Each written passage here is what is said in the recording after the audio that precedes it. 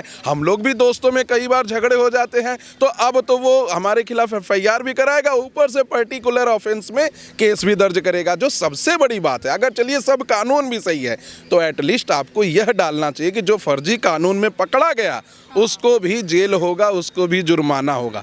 आप तो यह भी नहीं कर रहे हैं, तब तो फर्जी कंप्लेन तो भरमार लग जाएगा। अभी SC ST के मिसयूज के लिए honourable supreme court, honourable Lucknow high court, Karnataka high court, Allahabad high court बोल रही है कि इसका समीक्षण करना चाहिए, परिकल्पना करना चाहिए। सर क्या कहना चाहेंगे, ये UGC रूल, इक्वालिटी रूल जो इंस्टीट्यूट और कॉलेज में अब से जारी किया जाएगा, बड़ी विरोध हो रहा है इसका, आम जनता सड़कों पर उतर रही है और लगातार सरकार का और इस बिल का लगातार विरोध कर रही है। आपकी क्या राय है सर, और ऐसा क्या है इस बिल में ऐसा जो विरोध किया जा रहा है? जी, इसका विरोध होना चाहिए, क्योंकि जो सेक्शन 3C में दिया गया है कि कोई भी डिस्क्रिमिनेशन SC ST और OBC के साथ करेगा कोई भी जनरल का व्यक्ति, चाहे वो EWS का हो, चाहे वो दिव्यांग हो, चाहे और कोई भी महिला भी क्यों ना हो, तो उसके लिए जेल तक की सजा है, बिना किसी ट्रायल के, बिना किसी अपील के। सिर्फ और सिर्फ उनको सुना जाएगा और जो कंप्लेन करेगा उसको नाम भी उनको नहीं बताना है। सेक्शन 8 जब आप पढ़ेंगी तो उसमें जो एनोनिमस कंप्लेन करने की बात कही गई, उसमें उनकी आइडेंटिटी को डिस्क्लोज नहीं किया जाएगा जो कंप्लेन कर रहा है। सबसे बड़ी बात, जो फर्जी कंप्लेन होंगे उसके लिए कोई जुर्माना इस एक्ट में नहीं दिया गया है। तो कहीं ना कहीं ये UGC का नियम आर्टिकल 14, आर्टिकल 19(1)(a) और आर्टिकल 21 ऑफ द कॉन्स्टिट्यूशन का वायलेशन करता है। और जिस संविधान को बाबा भीमराव अंबेडकर ने बनाया था समाज में समान लाने के लिए, उसके लिए यह कोई बात नहीं करता है। यह अपने से एक नया कोड, नया कानून और नया विचार लेकर आया है इसमें। तीसरी चीज मैं कहूंगा कि article 17 of the Indian constitution untouchability की बात करता है। SC ST act, atrocity act है, वो भी SC ST एक्ट के लोगों के लिए बात करता है। यूनिफॉर्म सिविल कोड जो लाने की बात यह सरकार कर रही है, वो ना लाकर UGC को लेकर आया है। तो कहीं ना कहीं पूरे देश में इसके लिए विरोध हो रहा है, विरोध होना चाहिए। ऑनरेबल सुप्रीम कोर्ट ने, जो धर्मेंद्र प्रधान जी का मैं बयान सुन रहा था, वो कह रहे थे कि सुप्रीम कोर्ट के दिशा निर्देशानुसार हो रहा है। ऑनरेबल सुप्रीम कोर्ट ने ऐसा कुछ भी नहीं कहा था। 2 केस आए थे before the honourable supreme court, उसमें सीनियर एडवोकेट इंदिरा जयसिंह जी अपीयर हो रही थी। वो रोहित वेमुला का केस था और डॉक्टर पायल का केस था। उस केस में ऑनरेबल सुप्रीम कोर्ट ने एक डायरेक्शन दिया कि आप जो UGC नियम बनाए उसको कड़ाई से फॉलो करें और उसके लिए एक कमेटी बनाए। इसको गलत तरीके से इंटरप्रेट करके जो UGC की कमेटी है, उन्होंने एक ऐसा कानून ला दिया जो कि धरातल पर वैलिड ही नहीं है। और इसके पहले भी मैं बता दूं, फरवरी 2025 में जब यह कानून आया था तो बहुत ही सही था। उसमें प्रोटेक्शन सिर्फ SC ST लोगों को दी गई थी। और दूसरा उसमें चीज़ था कि अगर कोई फर्जी कंप्लेन करेगा तो उसके लिए जुर्माना भी होगा।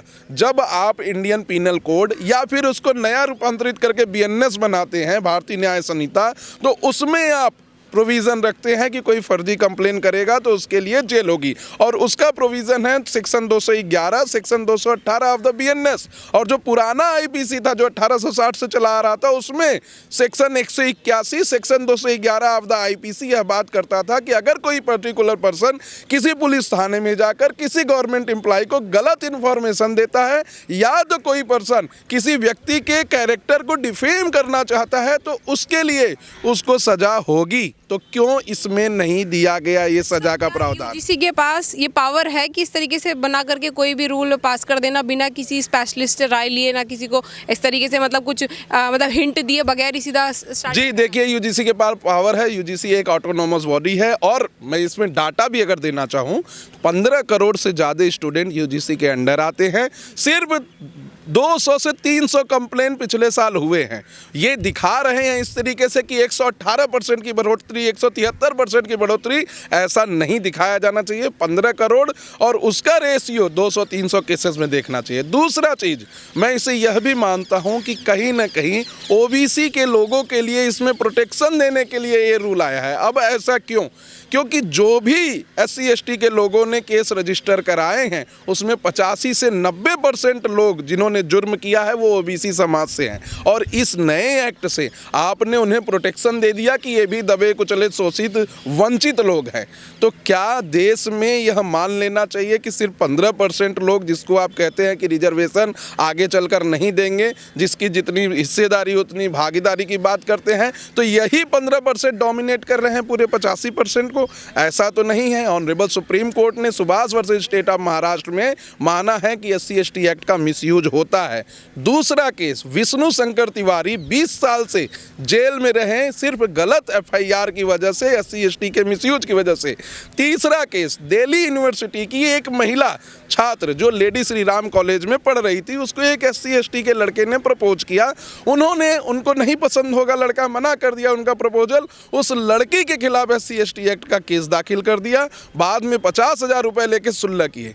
तो क्या UGC का नियम ऐसा नहीं हो सकता था कि सेक्शन 3C में इरिस्पेक्टिव ऑफ कास्ट, किसी भी कास्ट का हो, अगर उसके साथ डिस्क्रिमिनेशन होगा तो वो एक कमेटी के पास जाएगा और उस कमेटी में सभी वर्ग के लोग रहेंगे, सभी वर्ग के लोग रहेंगे और पूरी बात को सुनेंगे। महिला भी रहेगी, SC/ST भी रहेगा, OBC भी रहेगा और सामान्य वर्ग के भी लोग रहेंगे। और अगर कोई दोषी पाया जाता तो उसके खिलाफ आप कार्रवाई करते। आपने यह विभेद जो कर दिया कि सिर्फ SC/ST और OBC के साथ भेदभाव होगा, ये तो गलत है। और एक सवाल मैं लेना चाहूँगी, जैसे आप SC/ST की बात हो रही है, सामान्य वर्ग की बात हो रही है, क्या शिक्षा जैसी स्थानों पर इन शब्दों का उपयोग होना चाहिए? नहीं, बिल्कुल नहीं होना चाहिए। मेरा मानना है समाज में सबको एक साथ और समग्र विकास के साथ आगे बढ़ना चाहिए, समानता के साथ आगे बढ़ना चाहिए। कोई भी आज के समय में 21वीं सदी 2026 में कोई भी बड़ा और कोई भी छोटा नहीं है, सब एक बराबर हैं और इसी की बात हमारा संविधान करता है। इसी की परिकल्पना डॉक्टर भीमराव अंबेडकर 1950 में करके गए थे। उनकी सोच देखिए कि 72 साल 73 साल पहले जो उन्होंने संविधान बनाया था, उस संविधान को आज पलटने के लिए ऐसे ऐसे कानून बन रहे हैं जो कि धरातल पर सही नहीं है। आपको प्रोटेक्शन देना है, आप ये कहिए कि irrespective of caste, irrespective of gender, हम ऐसा कानून लाएंगे जो सबके लिए होगा। आप अपने मैनिफेस्टो में बात करेंगे कि हम यूनिफॉर्म सिविल कोड लाएंगे। यूनिफॉर्म सिविल कोड की परिकल्पना डॉक्टर भीमराव अंबेडकर ने article 44 of the constitution of India में की है। उसमें यह माना था उन्होंने कि वो हिंदू हो, मुस्लिम हो, जैन हो, बुद्ध हो, सिख हो, सबके लिए एक कानून होगा, सबके लिए एक बाध्यता होगी और सबके लिए एक ऑफेंस, एक पिनल ऑफेंस होगा। आपको नहीं लगता कि अगर इस तरीके के रूल्स बनेंगे तो कॉलेज और इंस्टीट्यूट्स में फिर पढ़ाई की जगह जो है डिस्टर्बेंस वाला माहौल क्रिएट हो जाएगा, जो वहाँ का जो इन्वायरमेंट है वो कहीं ना कहीं उसमें भी पॉलिटिक्स शामिल हो जाएगी? जी जरूर पॉलिटिक्स शामिल होगी। आप एक घृणित मानसिकता देखिए, कंचन यादव RJD की एक प्रवक्ता हैं, वो प्रवक्ता होने के नाते उनको थोड़ी सी जिम्मेदारी भरा बयान देना चाहिए। वो कह रहे हैं कि अब हम फर्जी फंसाएंगे, हमारा कोई जिम्मेदारी नहीं है सवर्णों के प्रति। तो एक प्रवक्ता जब ऐसा बोल रहा है तो छोटे छोटे बच्चे जो कॉलेज में पढ़ने गए हैं, हम लोग भी दोस्तों में कई बार झगड़े हो जाते हैं, तो अब तो वो हमारे खिलाफ FIR भी कराएगा, ऊपर से पर्टिकुलर ऑफेंस में केस भी दर्ज करेगा। जो सबसे बड़ी बात है, अगर चलिए सब कानून भी सही है तो एटलीस्ट आपको यह डालना चाहिए कि जो फर्जी कानून में पकड़ा गया उसको भी जेल होगा, उसको भी जुर्माना होगा।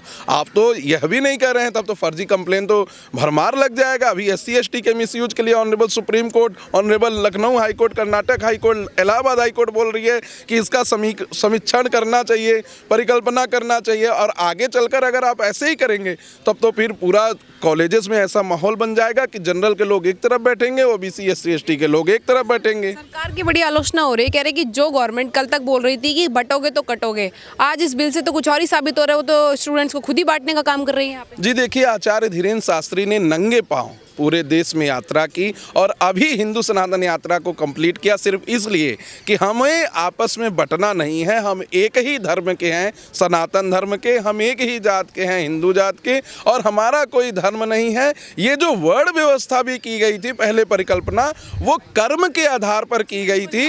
ये कहीं से भी ऐसा नहीं कहा गया था कि ये ठाकुर होंगे, पंडित होंगे, ये होंगे, वो होंगे। इनको इनके काम के आधार पर बांटा गया था। और हम इतिहास में भी देख सकते हैं कि बहुत से ऐसे लोग हैं जो दूसरे समुदाय से हैं, लेकिन उनकी वीरता को आंकते हुए उन्हें क्षत्रिय समाज का माना गया। आप देखिए, जितने भी सारे महाराष्ट्र के अंतर्गत लोग हैं जिन्होंने आज़ादी के समय भाग लिया था, उनको लोग वैरियर ही मानते हैं। हम लोग जब छोटे थे, जब हमें पढ़ा सा 6 से छत्री, तो छत्री का मतलब जो तलवार और बंदूक लेके खड़ा रहता था मारपीट के लिए। हमको तो ये नहीं बताया गया कि पर्टिकुलर कास्ट के लोग हैं।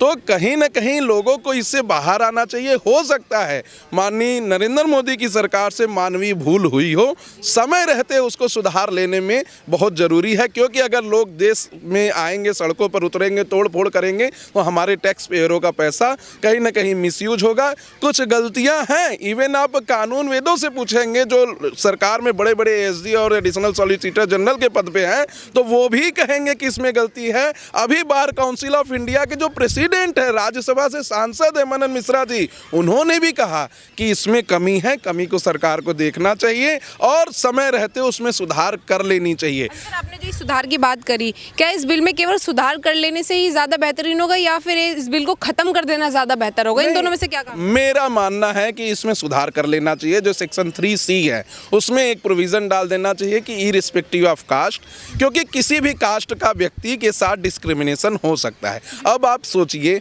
कि एक दिव्यांग बच्चा जो सामान्य श्रेणी से आता है, उसके खिलाफ अगर किसी ओबीसी SC ST के लोग ने UGC एक्ट लगा दिया, तो फिर वो कहाँ? यही मोदी सरकार थी जिन्होंने उनको नाम दिव्यांग दिया, उनका नाम बदला।